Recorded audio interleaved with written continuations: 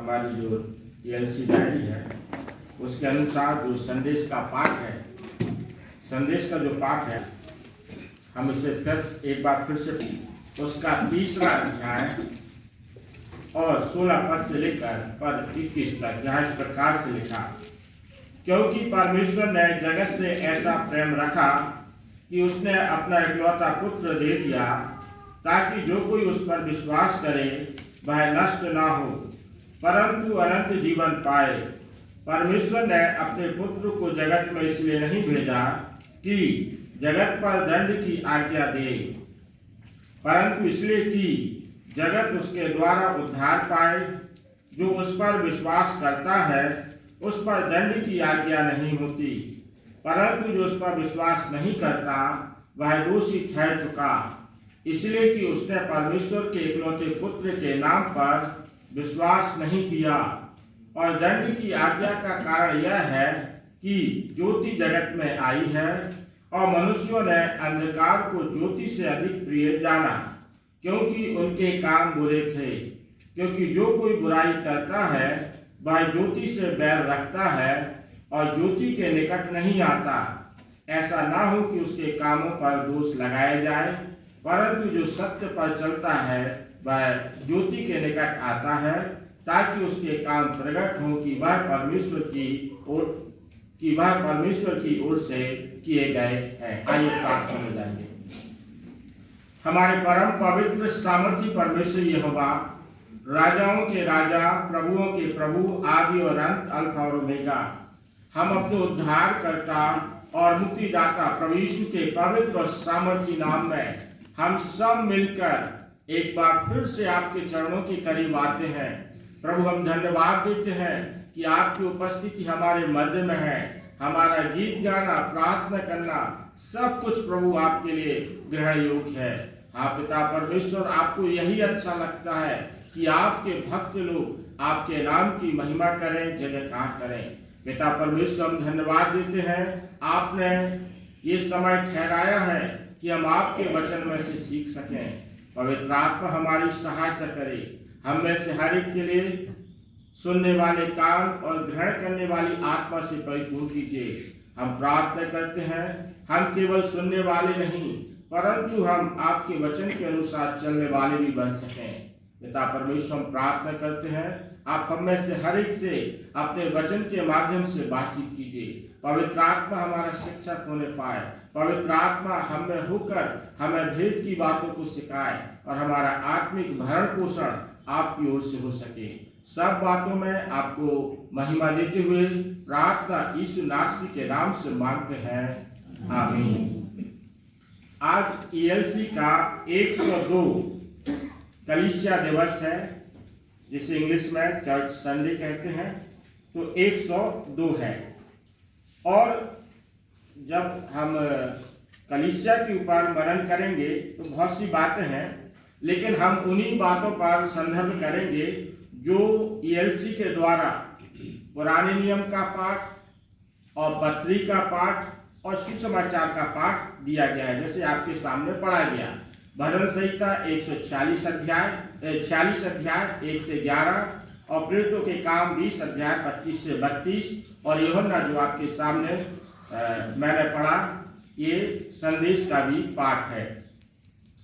जब हम कलीसिया की बात करते हैं तो कलीसिया जो शब्द का पहला जो वर्णन आता है मत्ती रचित सुसमाचार उसके 16 अध्याय। कलीसिया जब आप बाइबल में सर्च करेंगे या ढूंढेंगे तो जो कलीसिया शब्द की जो शुरुआत होती है वो होती है मत्ती रचित सुसमाचार और उसके 16 अध्याय के पद 16 और 18 के बीच में हमें देखने को मिलता है, जहां इस प्रकार से लिखा है,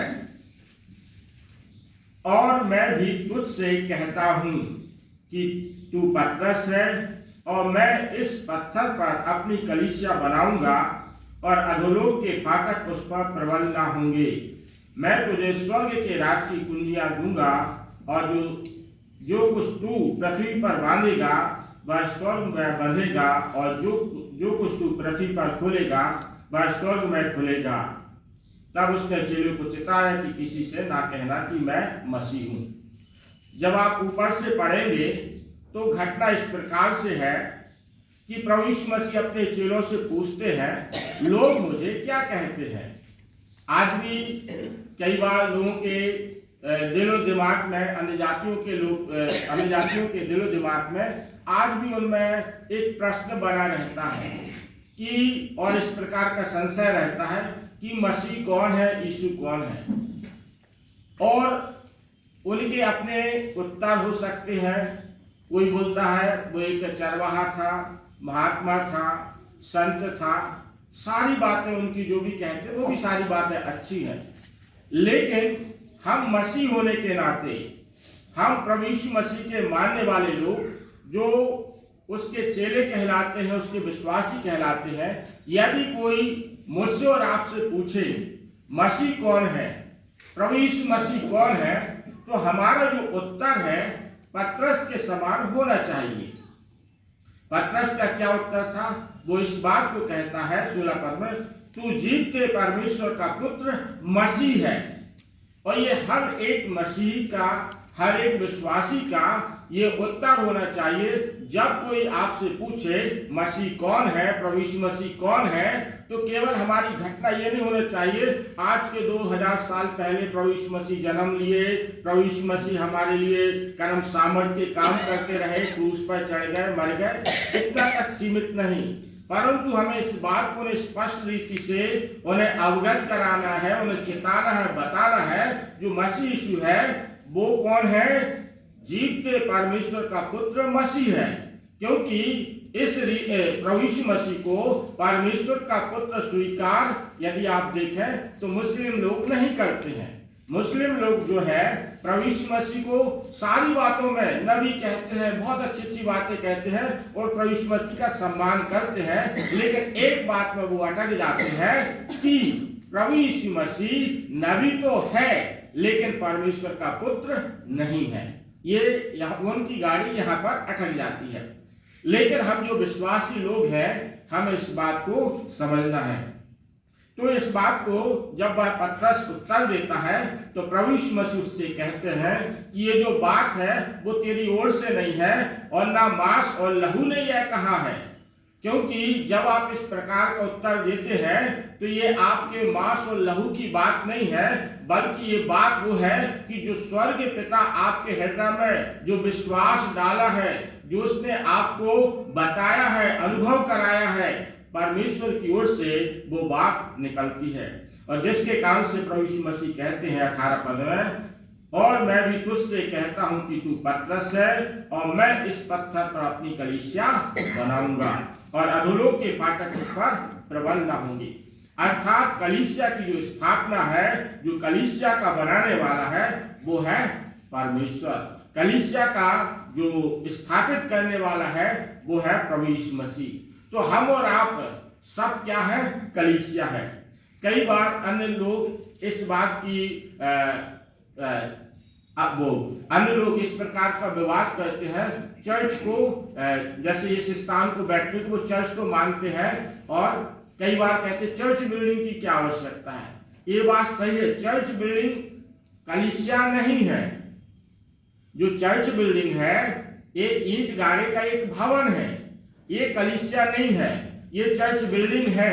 लेकिन यहाँ पर जो लोग उपस्थित होते हैं, यहाँ पर आकर जो लोग परमेश्वर की महिमा करते हैं, उसके लिए गीत गाते हैं, प्रार्थना करते हैं, संगति करते हैं, तो हम सब मिलकर कलीसिया बनते हैं।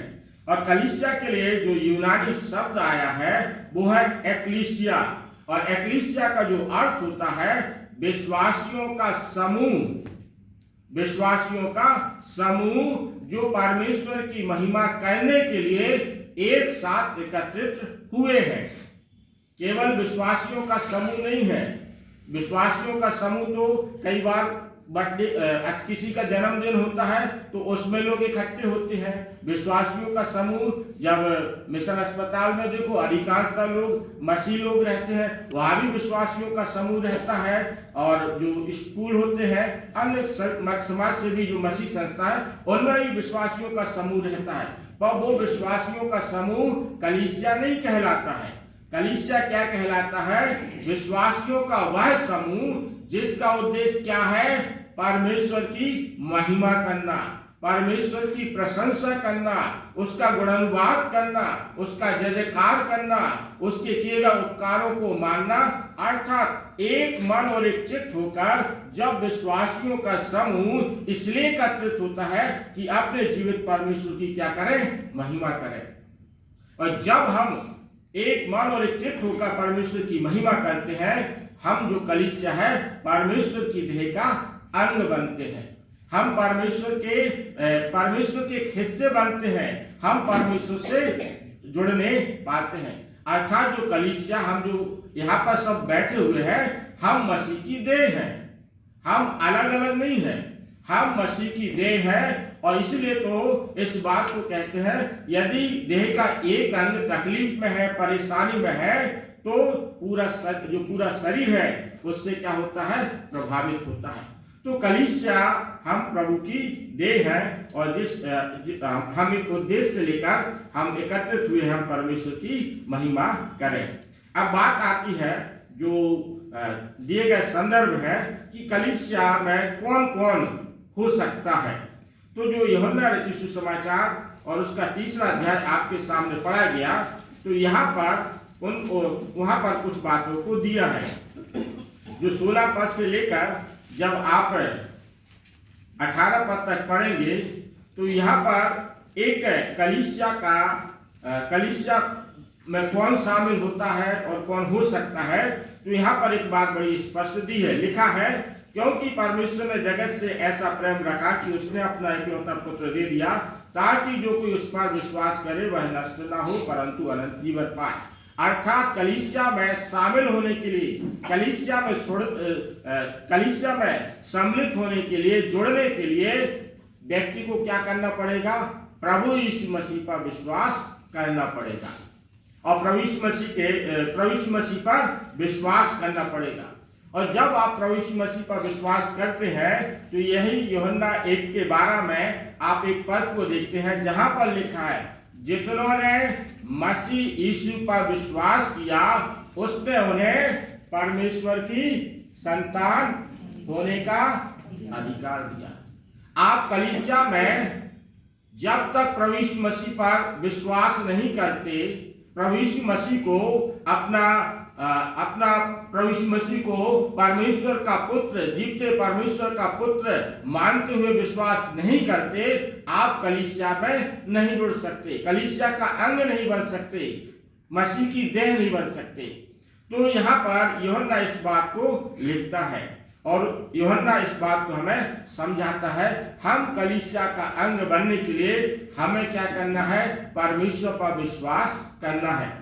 और विश्वास करने के लिए केवल ये शर्त नहीं है कि केवल जो मसीह परिवार में जन्मा है और वही जाके कलीसिया का अंग बनेगा, ऐसा नहीं है। लिखा है जितनों ने उस पर विश्वास किया, जितनों से मतलब वो किसी भी धर्म का हो सकता है, किसी भी देश का हो सकता है, किसी भी रंग का हो सकता है, छोटा हो सकता है, बड़ा हो सकता है, अमीर हो सकता है, गरीब हो सकता है, कई भिन्नता हो सकती है। लेकिन कलीसिया का अंग बनने के लिए, मसीह की देह बनने के लिए शर्त केवल यही है कि उस व्यक्ति को मसीह यीशु पर क्या करना पड़ेगा? विश्वास करना पड़ेगा। और जितने उस पर विश्वास करेंगे, परमेश्वर उसे इस बात का एश्योरेंस देता है, इस बात का भरोसा देता है, वो सब क्या बनते हैं? परमेश्वर की संतान बनते हैं। बिना विश्वास के आप कलीसिया का अंग नहीं बन सकते। तो इस बात को आपको और मुझे और आपको समझना है। इसके साथ जो दूसरी बात इसी संदर्भ में दी है, पर 19 से लेकर 21 तक, कलीसिया का आप अंग बन गए क्योंकि आपने विश्वास किया। कई बार लोग दिखाने के लिए विश्वास कर देते हैं और फिर पलट जाते हैं। इसलिए तो प्रभु यीशु मसीह ने जब एक बीज बोने वाले का दृष्टांत दिया, तो उस दृष्टांत में 4 प्रकार के बीजों का वर्णन किया। एक बीज वो जो सड़क के किनारे, फिर एक बीज जो झाड़ियों के किनारे, एक बीज जो पथरीली भूमि पर और एक अच्छी भूमि पर। तो जो अच्छी भूमि वाले हैं हम दो विश्वासी बने जो फल लाए। नहीं तो कितने लोग आ जाते हैं और कई बार समस्या परेशानी के बाद प्रभु यीशु मसीह का क्या कर देते हैं, इनकार कर देते हैं। तो हम उस अच्छी भूमि के साथ आना है। अब जब आ जाते हैं तो पद 19 से लिखा है, और दंड की आज्ञा का कारण यह है कि ज्योति जगत में आई और मनुष्यों ने अंधकार को ज्योति से अधिक प्रिय जाना, क्योंकि उनके काम बुरे थे। और जो कोई बुराई करता है वह ज्योति से बैर रखता है और ज्योति के निकट नहीं आता, ऐसा ना हो कि उसके कामों पर दोष लगाया जाए। अर्थात दूसरी बात जो सरल शब्दों में है, जब आप कलीसिया से जुड़ जाते हैं तो हमारी और आपकी एक जवाबदारी है, हमें ज्योति में चलना है।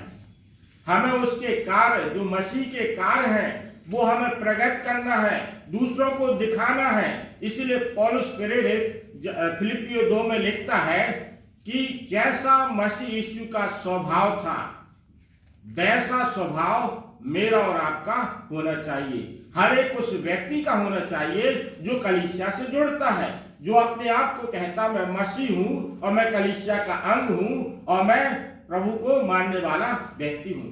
तो केवल विश्वास करते रहना पर्याप्त नहीं है। उसके बाद तो जो नेक्स्ट स्टेप होता है कि आपको मसीह यीशु का स्वभाव अपने में रखना है, प्रभु यीशु मसीह के गुण अपने जीवन में दिखाना है कि जैसा मसीह यीशु का स्वभाव था वैसा हमारा जीवन होना चाहिए, हमारा आचरण होना चाहिए, जिसे देखकर लोग इस बात को कह सकें ये मसीह के लोग हैं। हम ढेर सारी घटना हम सुनते हैं, मदर टेरेसा के विषय में सुनते हैं, और भी प्रभु के बड़े बड़े दास हैं जो प्रभु के उस स्वभाव के प्रकट करने के द्वारा लोग उनके साथ क्या है, मसीह यीशु को ग्रहण कर लेते हैं। तो यही बात मेरे और आपके जीवन में होना चाहिए। हमें उसके गुणों को प्रकट करना है, उसके ज्योति को अपने जीवन में दिखाना है। अर्थात ज्योति को दिखाना अर्थात उस प्रकाश को जो हमने पाया है उस प्रकाश को दूसरों के बीच में भी हमें बांटना है। क्योंकि विश्वास बिना, यदि आप विश्वास करते हैं तो कर्म यदि आप नहीं करते हैं तो लिखा है याकूब 2:17 में लिखता है, वैसे ही विश्वास भी यदि कर्म सहित ना हो तो अपने स्वभाव में मरा हुआ है। आप अच्छे विश्वासी हो सकते, लेकिन आपके कार्य प्रभु यीशु मसीह के आचरण के अनुसार, उसके दिए हुए दिशा निर्देश के अनुसार, उसकी बताई हुई आज्ञाओं के अनुसार यदि नहीं है तो आपका विश्वास मरा हुआ है। आप कलीसिया के अपने आप को एक सांसारिक सदस्य होने के नाते कि आपकी शादी हो जाए, मौत मिट्टी हो जाए और सामाजिक जो कार्यक्रम है कलीसिया में वो सांसारिक रीति से तो सब हो सकते हैं, लेकिन आप उस कलीसिया का अंग नहीं हो सकते जहां पर प्रभु यीशु मसीह कहते अधोलोक के फाटक इस पर प्रबल ना होंगे, आप उससे वंचित रहेंगे। इसके बाद जो आज हमें संदर्भ प्रेरितों के काम से जो दिया गया, अर्थात एक कलीसिया, अब कलीसिया के प्रति जो जवाबदारी है जो सेवकों की है उनको भी यहाँ पर चिताया गया है। प्रेरितों के काम 20 अध्याय और पद 25 से आपके सामने पढ़ा गया। और ये जो है पौलुस प्रेरित के द्वारा किए गए जो कार्य हैं उनका यहाँ पर वर्णन है, जहाँ पर इस बात को लिखा, अब देखो मैं जानता हूँ कि तुम सब जिनमें मैं परमेश्वर के राज का प्रचार करता फिरा मेरा मुंह फिर ना देखोगे, इसलिए मैं आज के दिन तुमसे गवाही देकर कहता हूं कि मैं सबके लहू से निर्दोष हूं, क्योंकि मैं परमेश्वर के सारे अभिप्राय को तुम्हें पूरी रीति से बताने से ना झिझका। इसलिए अपनी और पूरे झुंड की चौकसी करो, जिसमें पवित्र आत्मा ने तुम्हें अध्यक्ष ठहराया कि तुम परमेश्वर की कलीसिया की रखवाली करो, जिसे उसने अपने लहू से मोल लिया है। अर्थात हम जो कलीसिया है, पौलुस प्रेरित अगुवे जो लोग हैं, जो कलीसिया में 5 प्रकार के लोग होते हैं, अर्थात शिक्षक होते हैं, प्रचारक होते हैं और जो पास्टर होते हैं और जो अध्यक्ष होते हैं, भंडारी। 5 प्रकार की सेवाएं कलीसिया के द्वारा दी जाती है। इन अगुओं की जवाबदारी है कि इस कलीसिया की जो विश्वासी लोग हैं, जो प्रभु यीशु मसीह के जीवन को अपनी देह से प्रकट करते हैं, इनकी रखवाली करना है, इनकी देखरेख करना है, इस झुंड की चौकसी करना है। और जब आप ऊपर से पढ़ेंगे तो पौलुस प्रेरित इस बात को लिखता है, इसी के जब आप 19 पद से, अर्थात बड़ी दीनता से और आंसू बहा बहा कर और उन परीक्षाओं में जो यहूदियों के षड्यंत्र के कारण मुझ पर आ पड़ी, मैं प्रभु की सेवा करता ही रहा। अर्थात जो कलीसिया की सेवा के लिए जो लोग नियुक्त किए गए हैं, उनकी जवाबदारी है अपने इस झुंड की, क्योंकि ये जो झुंड है ऐसे ही नहीं आ गया है कि राह चलते किसी को पकड़ लाए हैं। इस झुंड को स्थापित करने के लिए, कलीसिया को स्थापित करने के लिए प्रभु यीशु मसीह ने अपना लहू कलवरी के क्रूस पर बहाया है। एक कीमत चुकाई गई है। हम जो यहाँ पर आ गए हैं, हम अपने आप को बहुत अच्छा कह सकते हैं, दूसरे से श्रेष्ठ समझ सकते हैं, अच्छी बात है, समझिए। लेकिन आपके जीवन को शुद्ध, पवित्र, उद्धार के योग्य बनाने के लिए प्रभु यीशु मसीह ने कलवरी के क्रूस पर आपके पापों को लेकर वो बलिदान हुआ है और उसने कीमत चुकाई है।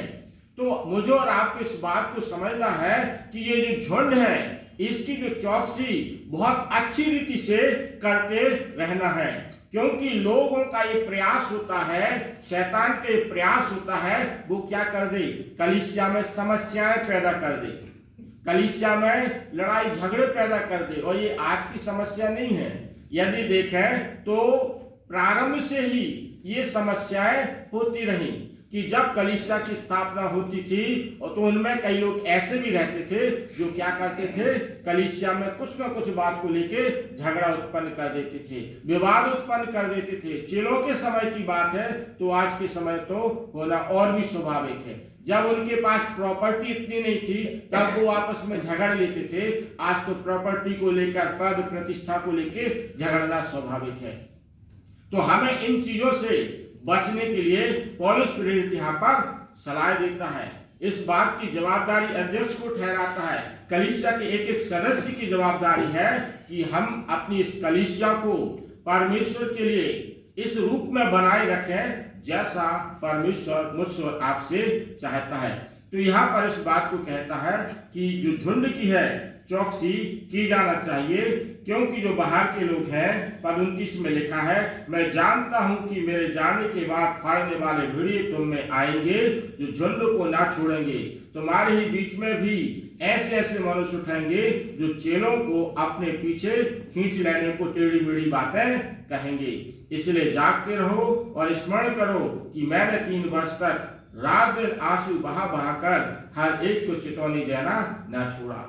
अर्थात पौलुस प्रेरित कलीसिया के एक एक सदस्यों को, अध्यक्षों को और जो कलीसिया से जुड़े हुए लोग हैं उनके लिए एक सलाह देता है, एक उन्हें कहना चाहिए, एक मशवरा देता है, और बल्कि उसकी हार्दिक इच्छा है कि कलीसिया एक अपने रूप में बनी रहे, कलीसिया का रूप विकृत ना हो, कलीसिया में कोई झुर्री ना आए, कोई दाग ना आए। तो वो कब नहीं आएगी, जब कलीसिया के जो प्रमुख लोग, कलीसिया के लोग और कलीसिया सदस्य क्या करेंगे, रो रो कर परमेश्वर से प्रार्थना करेंगे, झुंड की चौकसी करेंगे, तब जाके सारी बातें अच्छी रहेंगी।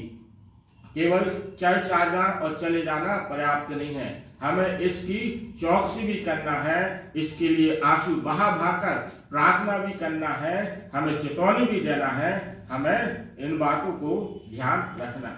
तब जाके एक जो कलीसिया है उसमें बहुत सी बातें जो हम चाहते हैं कि हमारी कलीसिया परमेश्वर की दृष्टि में निर्दोष हो, शुद्ध हो, पवित्र हो, बिना झुर्री की हो, बिना दाग की हो, तब होने पाएगी। उसमें हम सबका योगदान रहेगा। इसके बाद हम इस बात को देखते हैं कि जो तीसरा संदर्भ है भजन संहिता, जब कलीसिया इन बातों में सही रहेगी तब परमेश्वर एक और आश्वासन देता है, जो हमने भजन संहिता 46 अध्याय में पढ़ा है। 46 अध्याय में हम इस बात को देखते हैं, वहां पर परमेश्वर क्या है, हमारा शरण स्थान है। कलीसिया का कोई यदि शरण स्थान है तो वो परमेश्वर है। परमेश्वर को छोड़कर कलीसिया का या हम जो व्यक्तिगत अपने जीवन से यदि लगाए तो हमारा कोई शरण स्थान नहीं है। इस पूरे अध्याय में जब आप पढ़ेंगे तो पद 1, क्योंकि समय ज्यादा हो रहा है, तो पद 1 इस बात को दर्शाता है कि परमेश्वर हमारा शरण स्थान है। और जब पद 2 और 3 को आप पढ़ेंगे तो वहां पर ये जो पद है इस बात को बताते हैं कि कलीसिया को किसी प्रकार का भय खाने की आवश्यकता नहीं है, क्योंकि लिखा है इस कारण हमको कोई भय नहीं, चाहे पृथ्वी उलट जाए और पहाड़ समुद्र के बीच में डाल दिए जाए, चाहे समुद्र गरजे और फैन उठाए और पहाड़ उसकी बाढ़ से कांप उठे। अर्थात किसी भी प्रकार की विपत्ति क्यों ना हो, परमेश्वर हमारा क्या है? शरण स्थान है। परमेश्वर हमारा बल है। परमेश्वर हमारे साथ खड़ा रहने वाला परमेश्वर है, जो हमें न छोड़ता है और न कभी त्यागता है। जब इसी के पद 4 और 5 को आप पढ़ेंगे तो वहां इनको पढ़ने से आपको इस बात को समझ में आएगा। एक नदी है जिसकी नहरों से परमेश्वर के नगर में अर्थात परम प्रधान के पवित्र निवास स्थान में आनंद होता है। परमेश्वर उस नगर के बीच में है, वह कभी टलने का नहीं, वो फटते ही परमेश्वर उसकी सहायता करता है। अर्थात नदी इस बात का प्रतीक होता है कि जितने पेड़ पौधे जो बहती नाली के किनारे लगाए जाते हैं वो हर समय क्या फलते फूलते और लहलहाते हैं। अर्थात हमारी नदी परमेश्वर बना रहता है। हम परमेश्वर के उस किनारे लगे रहते हैं जो हर रीति में हम फलते फूलते। अर्थात ये पद हमें इस बात को बताते हैं कि जो कलीसिया परमेश्वर के अनुसार बनी रहेगी, परमेश्वर से जुड़ी रहेगी, परमेश्वर के नदी के किनारे बना रहेगा, उसे किसी बात की घटी नहीं होगी। परमेश्वर उसकी हर एक आवश्यकताओं को पूर्ति करने के लिए तैयार है। हम एक पद बार बार पढ़ते हैं कि जो जितनों ने उसके राज और धर्म की खोज की, उन्हें परमेश्वर भारी और उत्तम वस्तु उनके जीवन में जोड़ देता है।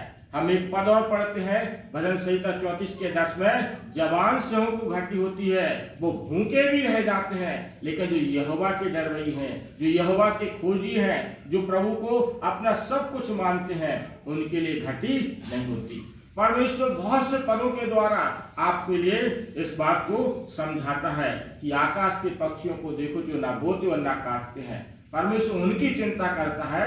तो हम कलीसिया के लिए, जिसने लहू बहाकर इस कलीसिया को स्थापित किया है, तो भी इसकी चिंता क्यों ना करेगा। तो परमेश्वर हमारा बल और शरण स्थान बना रहता है।